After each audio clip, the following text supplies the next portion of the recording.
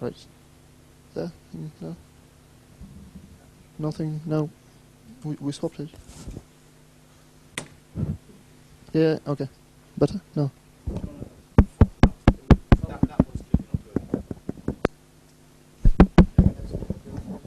Use Googlebox.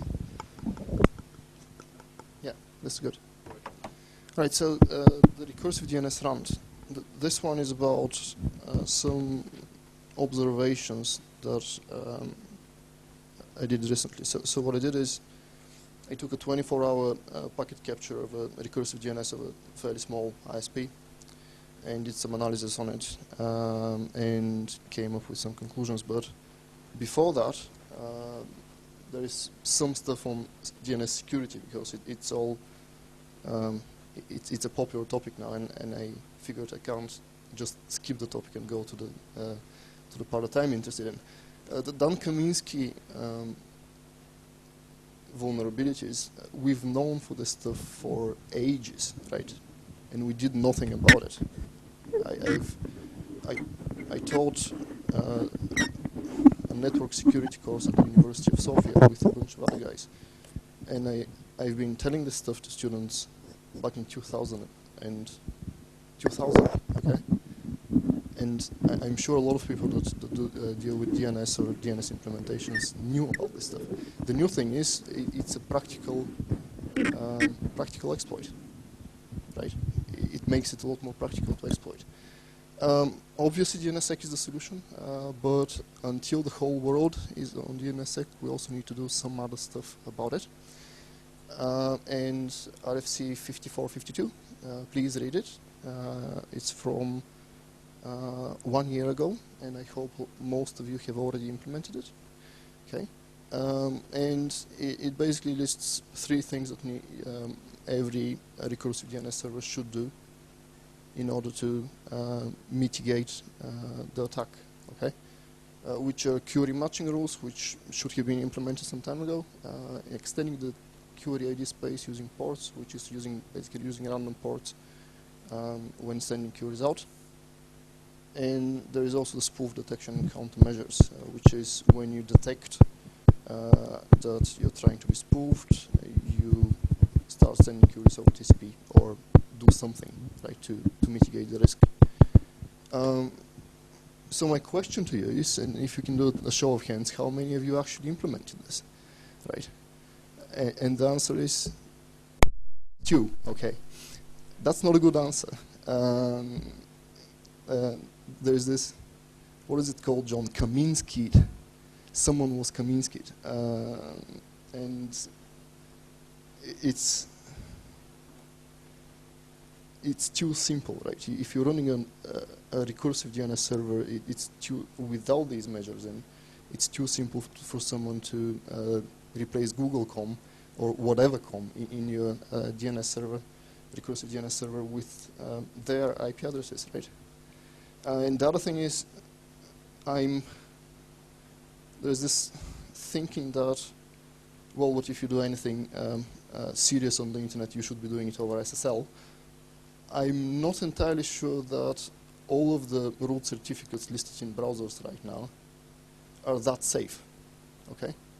So getting a certificate for running www.google.com from one of the 40 or how many are they, root certificate operators might actually be possible. I'm not sure what you think about that, but I think it's just too many points where this could fail. There were a bunch of other drafts,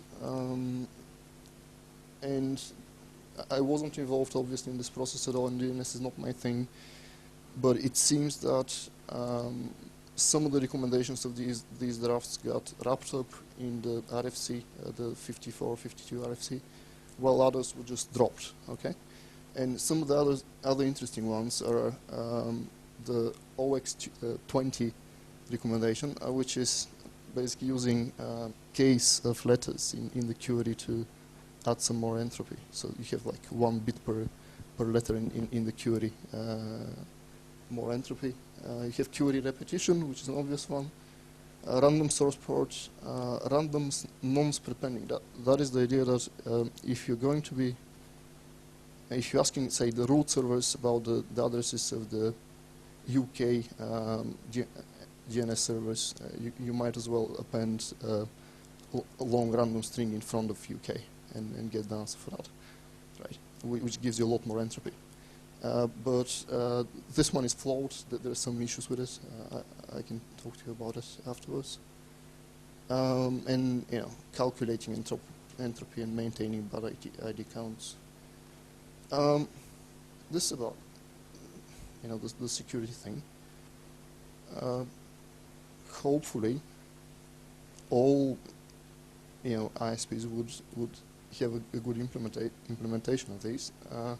And my understanding is that simply by using the right kind of DNS recursive software like Bind,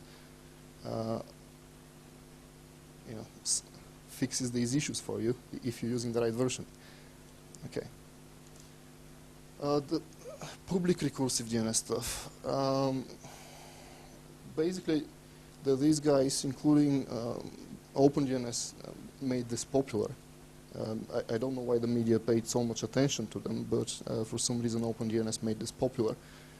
OpenDNS does NX domain replacement, which is a very bad thing. And there are a bunch of other people, including DNS Newstar and obviously Google. Google are interesting in that they also are quite public about what kind of security measures they implement in their recursive DNS implementation. The problem with the Google implementation, though, is it's not open source. It's their implementation, right? And the only way to have this advantage of having the right security measures in is by using the public DNS service, which, for a regular residential user might be okay, but for a business customer, say Zen Internet, is not. So if you want these security measures implemented in your own DNS server, there is nothing you can do right now.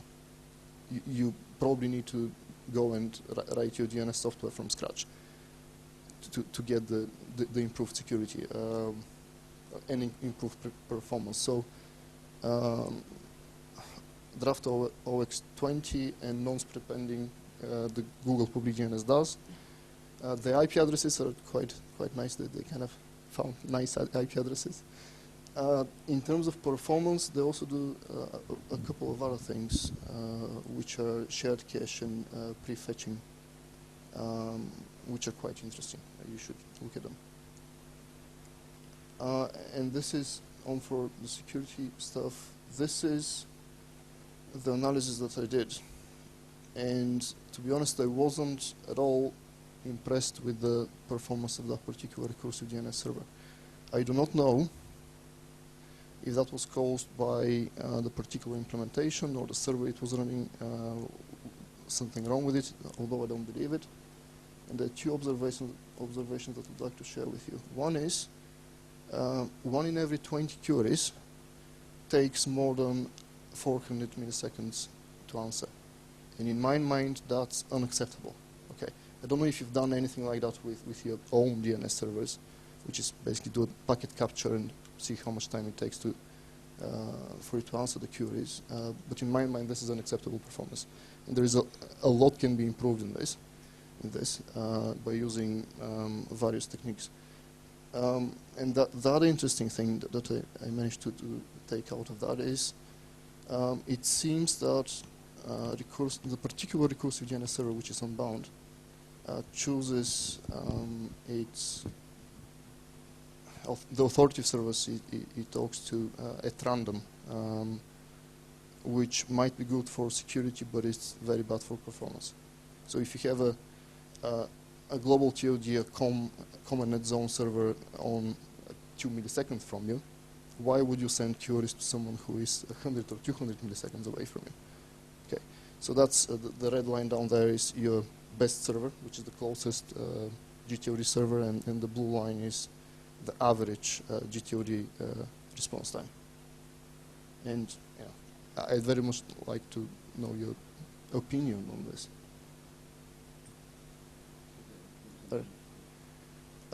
So how can we, yeah, my assumption is this is bad performance. I do see this as very bad performance. It shouldn't be like that. So how can we improve this? Well, prefetching and shared cache like Google does. And obviously better choice of servers to talk to. If you have a GTOD server in your own country on 3 milliseconds, why would you go to the one that's in Australia, right? Doesn't make sense. And a big question mark around why not keep local copies of, say, the root zone or some of the TLD zones. They get some traffic, right? And especially if you're in a far-off place that is on a satellite link, that's probably the better thing to do. Yeah. Keith Mitchell, ISC. Sorry, Keith Mitchell, ISC. Yeah, it's interesting because Ray Bellis on the Jabber Room has just come up with something that I was going to ask, which kind of follows on from your previous slide, which is a technique that you didn't mention for spoofing mitigation. This one? No, the round-trip times. What do you think about RTT banding as a technique? RTT banding sounded interesting. How much does it add? It adds, what, a couple of bits per query? I don't think it's a major one. It's one worth mentioning, obviously, RTT banding. So the idea behind RTT banding is, so in the perfect case is you send your queries to a random authoritative server so that the attacker has also to guess which server you've sent the query to. If you have a choice of authoritative servers for a zone, you can send it to an authoritative server that's within a random authoritative server within the band of the closest ones, the ones that are within, right? But if you only have one, yeah. Yeah, I was also thinking about.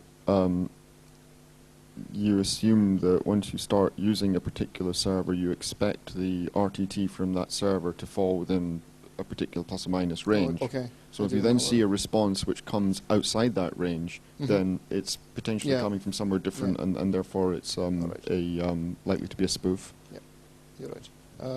I didn't know that's what was meant by RTT banding. Yeah, I mean it's something that we've been considering implementing, but we haven't really decided whether there's a need for it yet. Yeah, right. That's good. Sounds good. Yeah. Okay, so, any other questions? Nick. All right, Nick.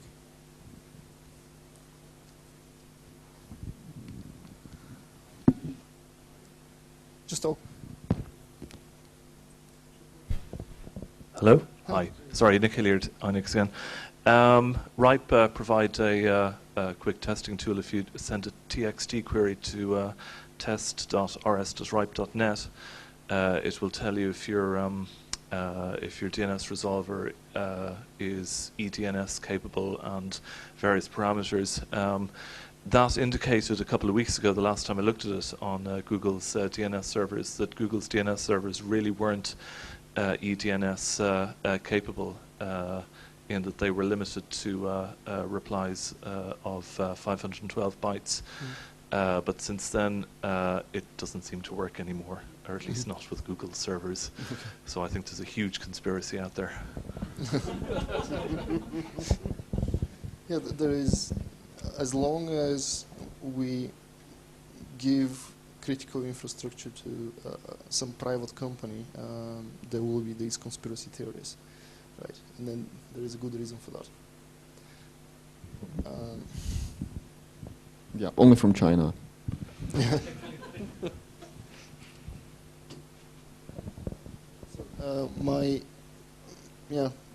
Again, with this talk, it's more of a question than an answer to anything, right? So I really would like to know from you what you think about these numbers, right?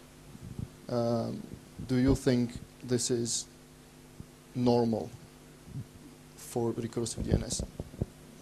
have you done measurements that actually show numbers that are a lot lower than these? Okay. And I very much like to hear from you. Thanks. Okay, thank you, Bojan. These are two very interesting presentations.